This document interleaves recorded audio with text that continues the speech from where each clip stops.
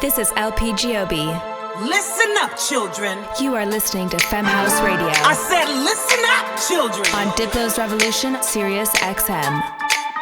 A wonderful night is made as much by the dancers as the music. Guided as much by the spirit of joy in the room as by the hand which reaches for the next record. Each of us has a role in tonight's experience. We all play in the band. This is LP Giobbi, and I founded Femme House, a 501c3 foundation and educational platform that teaches the technical areas of music making for women, non-binary, trans, and other marginalized gender identities. Every week, I will be interviewing and spotlighting women in music while bringing you the best dance tunes from around the world. Our next guest on Femme House Radio is my mother, best friend, mentor, confidant, music appreciator, and extraordinary woman, Gayle Giobbi Chisholm. My mom is one of the most on-top-of-it humans you'll ever meet, detailed checklists and itineraries, color-coordinated and laminated, ready for anything. And she is also the most fun and ready at the drop of a hat for a glass of wine and a lot of laughs.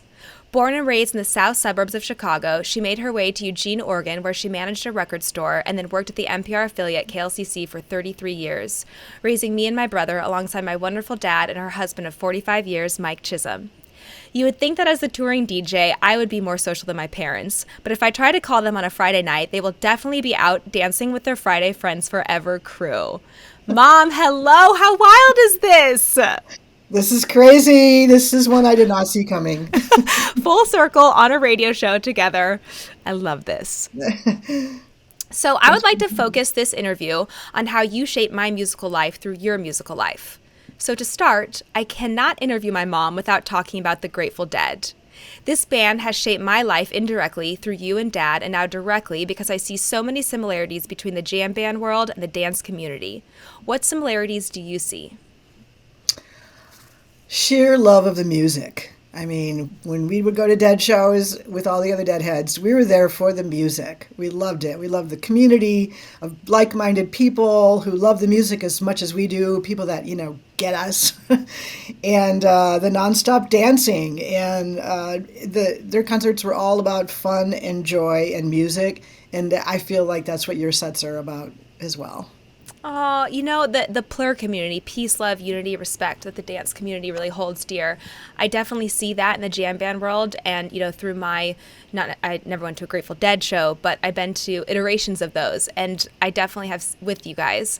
And I see the same thing. And it's really cool to, to have a parent that also sees that and gets that. We totally get it. We love it.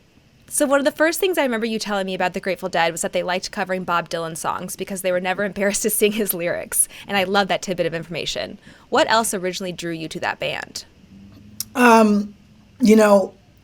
Jerry did say that. That's true.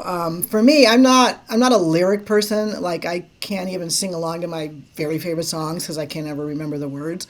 But so for me, it's the feel of the song and the melody and the beat and the vibe and how the song makes me feel, and that is what grabbed me with the Dead right off the bat. The first time I saw them and didn't know any of their songs, and I loved the way they would go from do extended versions of their songs live, so you could get lost in the song for maybe 15 minutes of the same song, or they would go from one song into the next and then back into that first song, and you could just get lost in the whole thing, or they could just play a short, frolicking, wonderful dance tune, and you would just feel happy and dance.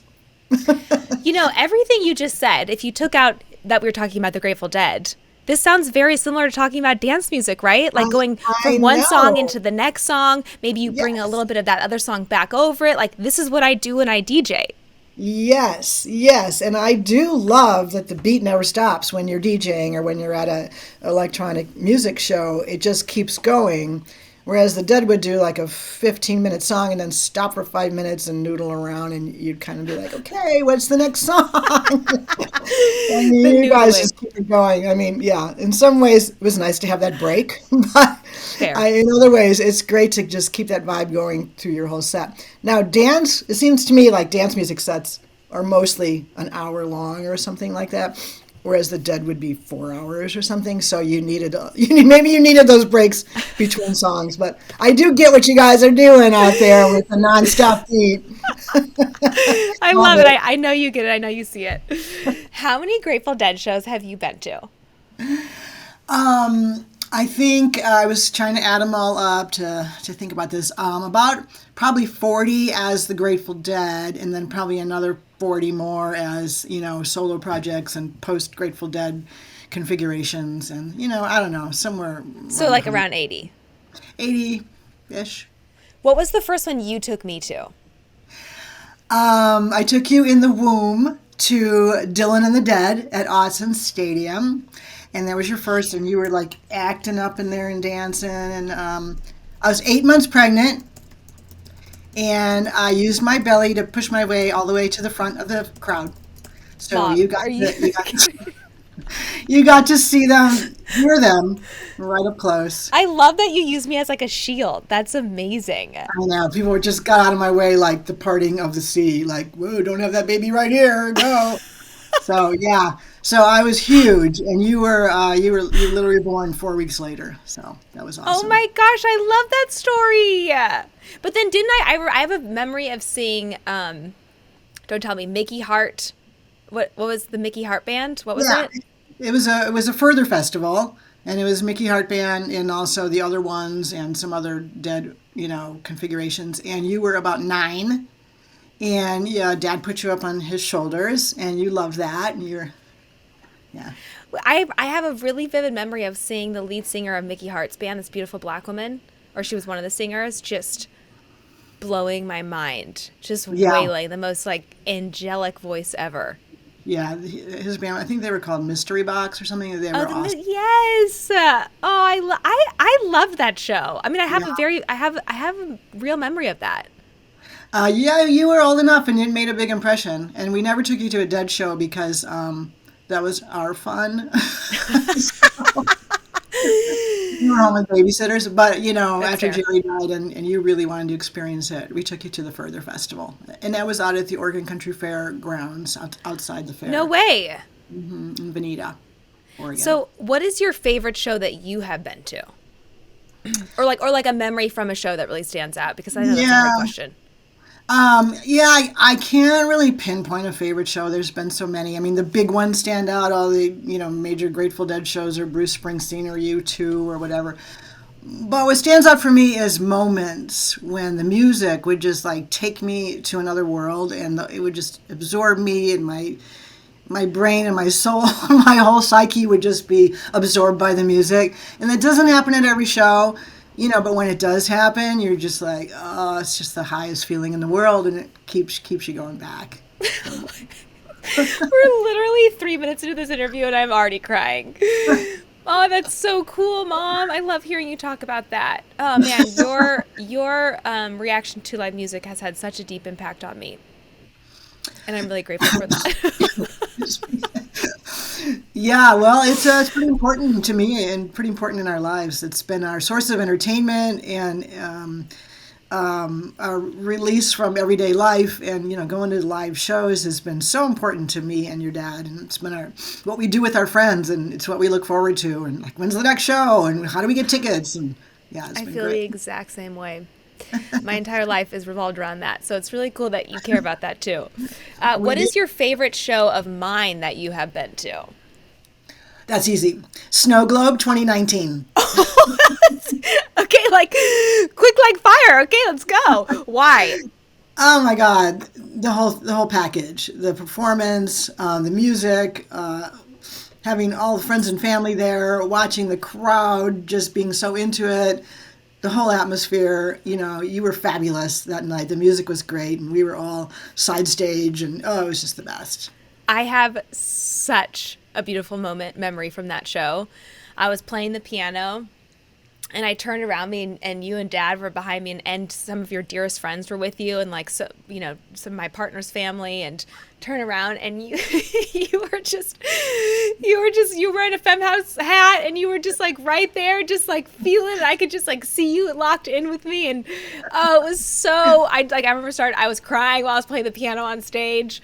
Oh, that was such a fun night, and the crowd was like so right there, and you guys were right there and engaged, and I mean, I guess that is the highest high that I could possibly have. Yeah, I had the foresight to hold my phone up and turn in a circle and do a 360 video.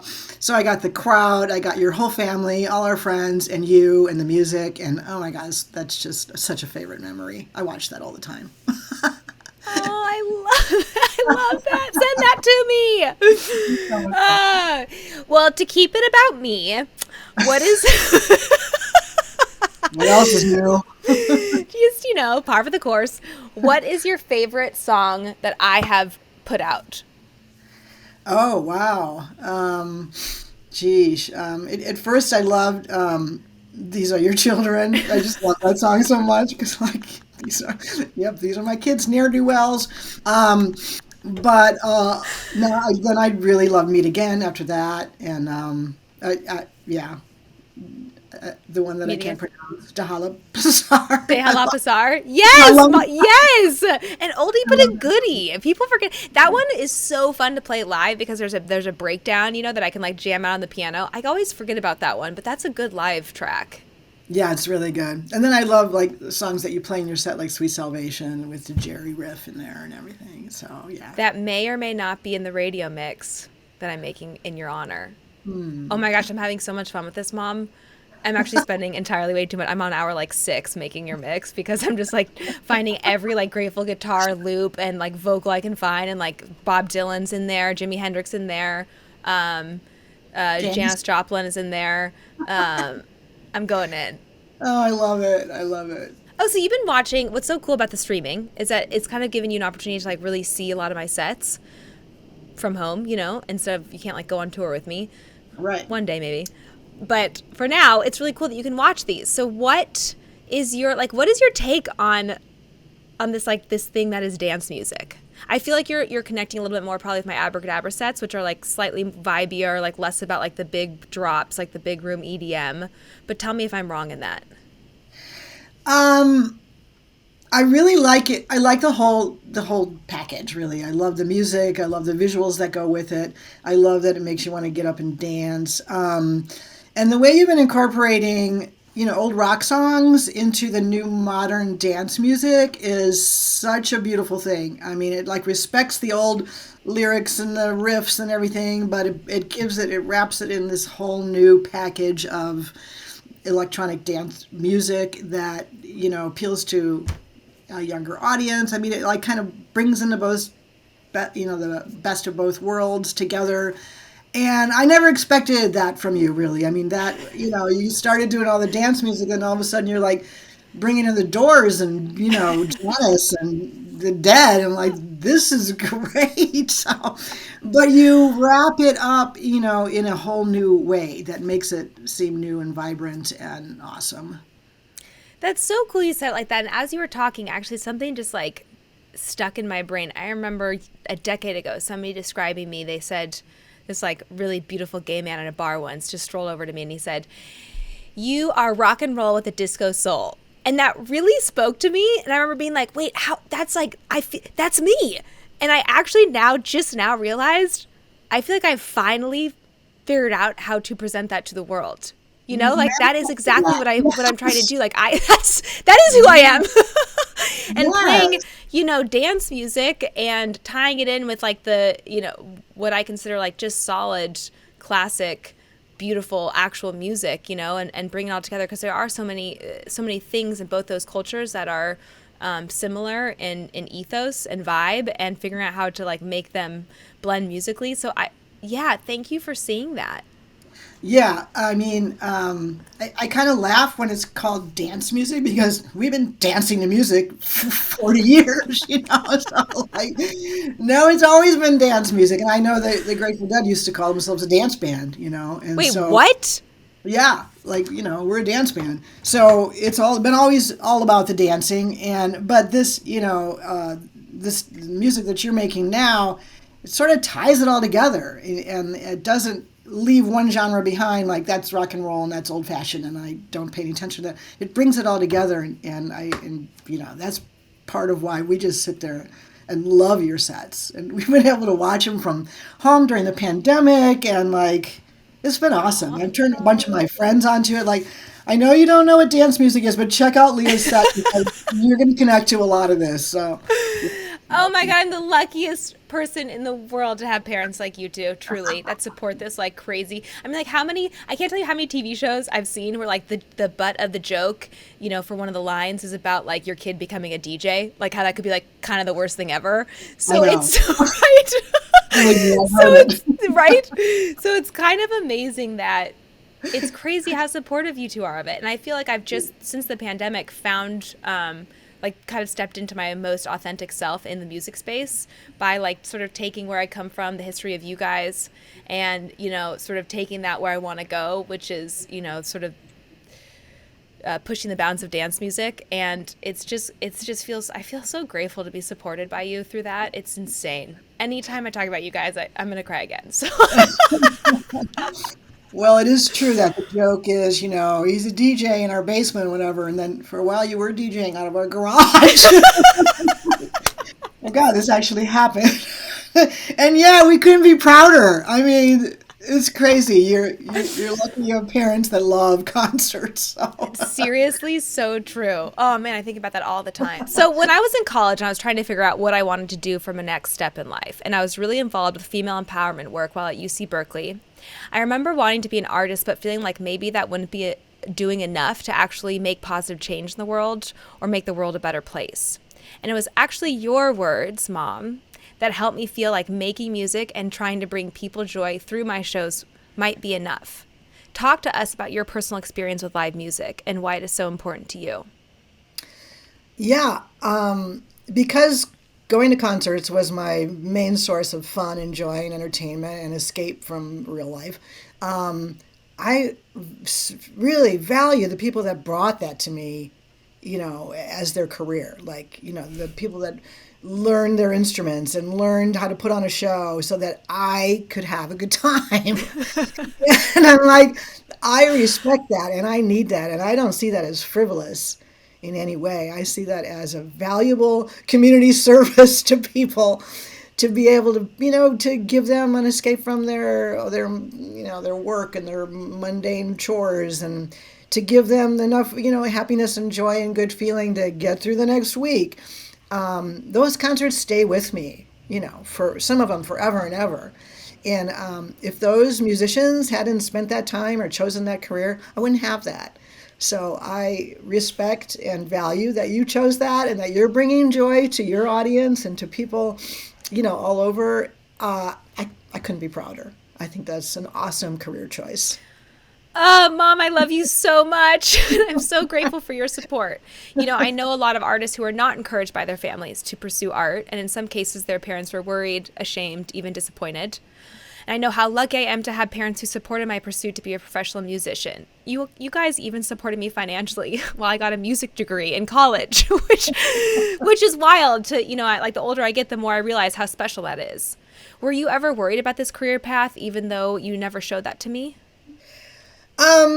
Sure, we were worried about you being a starving artist, but, I think that can happen in any career. You follow your passion, and you wanted to take music lessons when you were 7 years old, and you never wavered from that.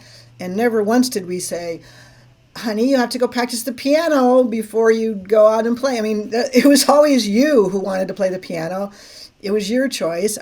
How could we not let you pursue that, So, there was a little worry, like, will she be supporting herself? But honestly, you've always been really resourceful and really driven, and so I'm like, she'll find a way.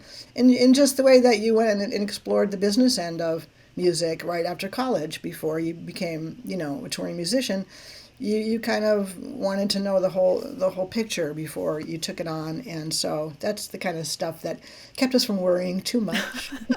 Well, your trust in me helped me trust myself, so I am forever grateful for that. Oh, cool. So that worked. What are your words of advice for parents that have artists for children? How do they best nurture and support them? Let them follow their passions. Give them the resources to do what they need to do, the piano lessons, the equipment, whatever. Get out of their way, and mostly show up to all their events and sit in the front row. You guys, this woman has been in the front row of everything I've done since second grade when I started playing piano, so she really should write the book on this. Well, Mom, thank you so much for being a guest on Femme House Radio. Happy Mother's Day. Thank you. I am so deeply grateful for your support and your love. Thank you for seeing me. Thank you for dancing in the front row. You mean the world to me. Well, thank you for being my dream daughter. This is LP Giobbi.